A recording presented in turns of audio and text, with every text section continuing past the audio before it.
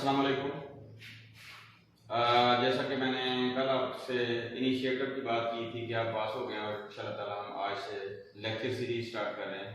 तो कल आपने हमारे फर्स्ट लेक्चर में इंट्रोडक्शन सुना था, वो जनरल इंट्रोडक्शन था on the book of physics.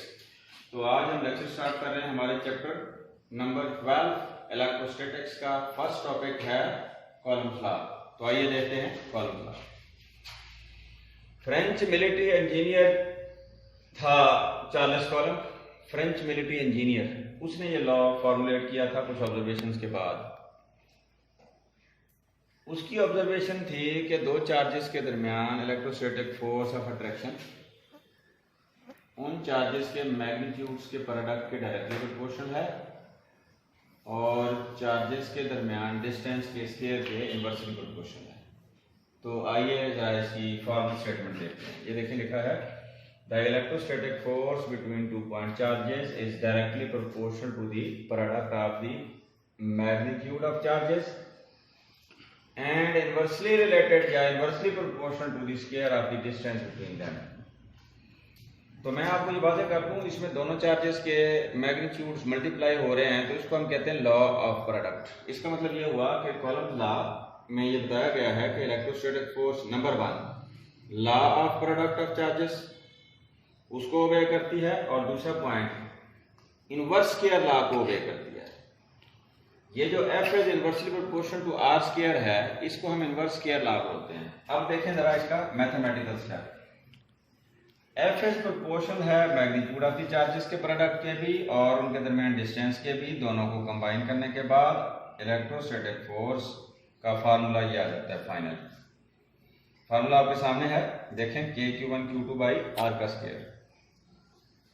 K क्या है बेटा? कांस्टेंट ऑफ प्रोपोर्शनैलिटी है, इसे इलेक्ट्रिक कांस्टेंट भी कहते हैं। और इसकी जो वैल्यू है K की अगर फाइंड करनी हो तो ये फार्मूला होता है 1/4 पाई एप्सिलॉन नॉट और value comes out to be 9 cross 10 की पावर 9 यूनिट है न्यूटन मीटर स्क्वायर पर कूलम स्क्वायर। इसमें फिर आप देखें ये एप्सिलॉन नॉट आपको एक साइन नजर आ रहा है। एप्सिलॉन नॉट क्या है? परमिटिविटी ऑफ फ्री स्पेस है। जरा गौर से सुन लें परमिटिविटी क्या होती है। स्पेस या किसी मीडियम की electrostatic force between two charges के दरमियान जो हाइंड्रेंस है उसे हम परमिटिविटी कहते हैं।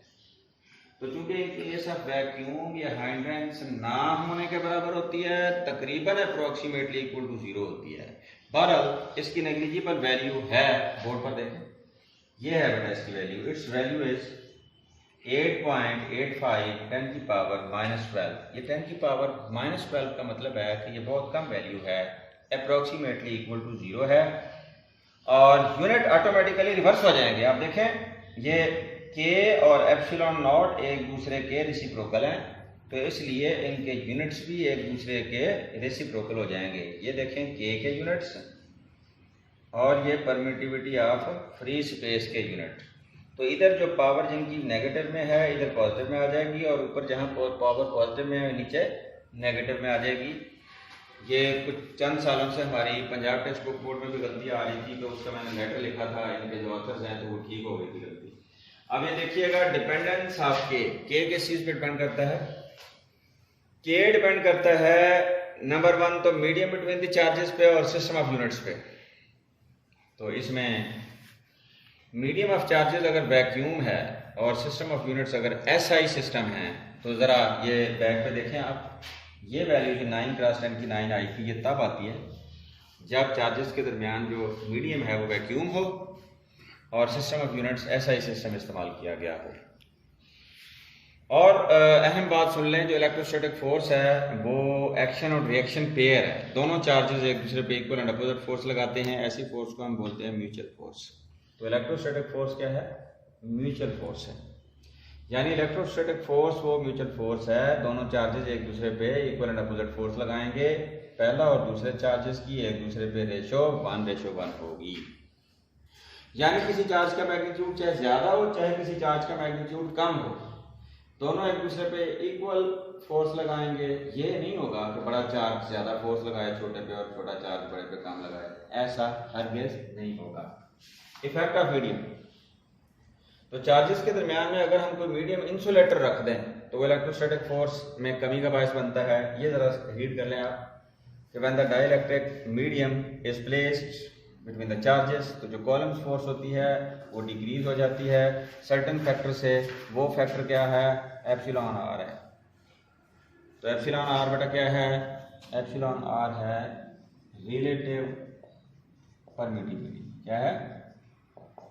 Relative permittivity.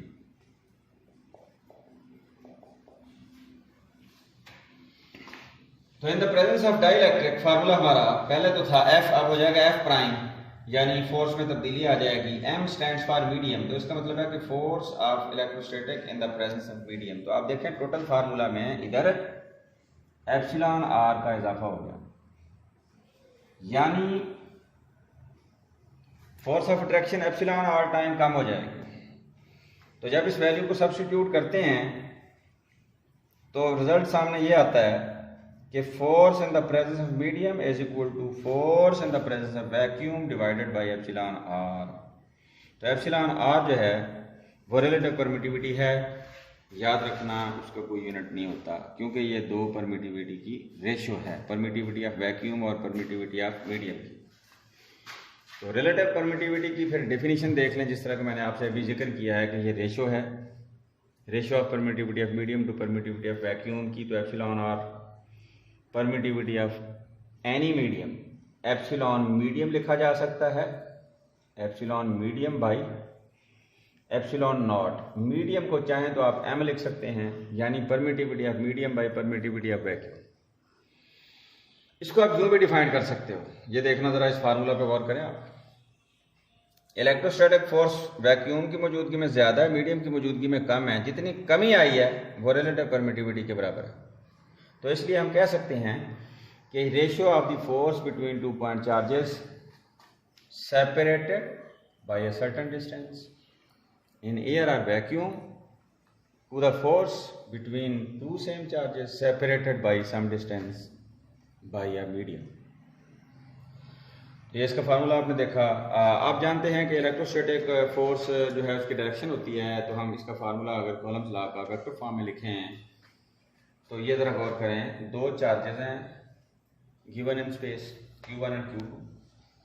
अगर आप Q1 को ओरिजिन मान लो तो इसके लिहाज से Q2 का पोजीशन वेक्टर होगा R21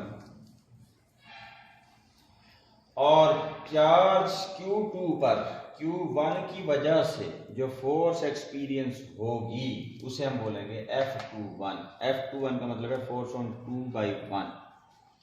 इसी तरह से अगर Q2 चार्ज Q1 पे फोर्स एक्सर्ट करता है इक्वल एंड अपोजिट, तो उसको हम बोलेंगे force on charge 1 by charge 2। और इसमें Q2 को ओरिजिन मानते हुए Q1 का पोजीशन वेक्टर Q2 के लिहाज से R12 बनेगा। और ये देखें फार्मूला F21 का फार्मूला ये है जिसके R हेड 21 आ जाता है एंड में। F12 का फार्मूला ये है जिसके लास्ट में R12 हेड आ जाता है। और जिस तरह हमने पहले जिक्र किया कि ये म्यूचुअल फोर्स है, एक्शन और रिएक्शन पेयर है, तो F12 will be opposite and equal to F21। और आखिरी बात, अगर दोनों चार्जेस पॉजिटिव हुए तो रिपल्शन होगी, अगर एक पॉजिटिव एक नेगेटिव है तो अट्रैक्शन होगी। तो sign of repulsive force positive होता है और sign of attractive force negative होता है। अल्लाह हाफ़िज़।